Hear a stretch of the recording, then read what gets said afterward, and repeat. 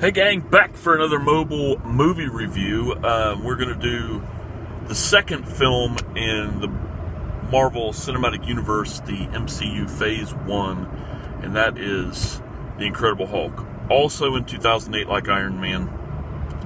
We start off with Ed Norton as Bruce Banner, which I absolutely agree this is the best pick. I have nothing wrong with Mark Ruffalo being Banner in the Avengers movies. And I wish there wasn't so much conflict with Ed Norton being Banner, but what are you going to do, right? Now, there's a lot of throwback to this film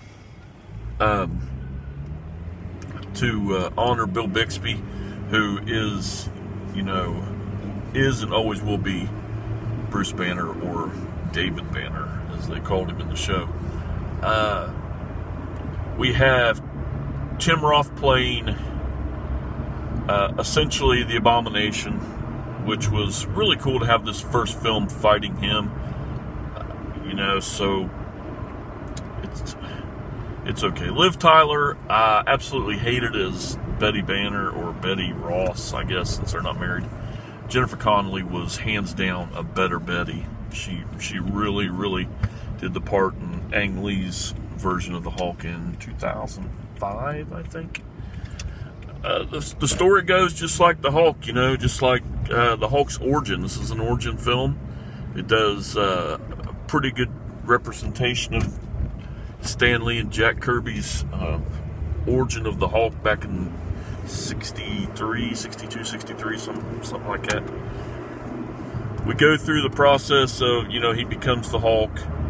He's trying to save everybody, so he runs away. He goes to another country, hides himself out while he's trying to find a cure.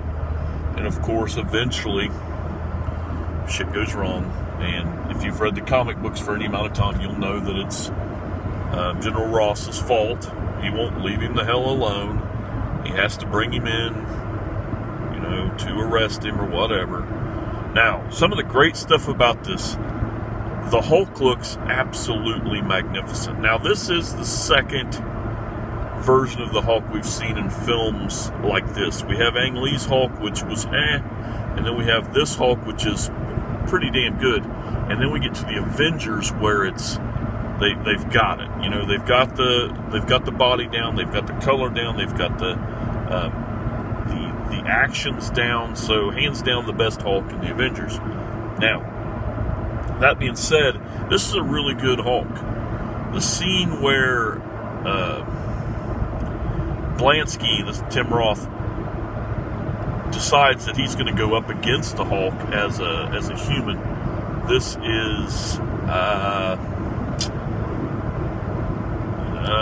super soldier-ish, goes to that serum, and when the Hulk kicks him across the field, man, that's my favorite part almost in any Marvel film, especially to have to do with the Hulk. There's one other scene, and we'll talk about it when we get to it in another film.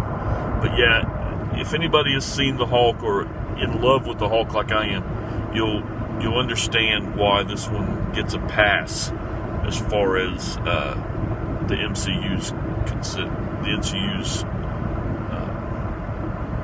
talked about. A lot of people, this is the weakest one. I agree. I don't think it's the weakest one. Iron Man 3 is the weakest.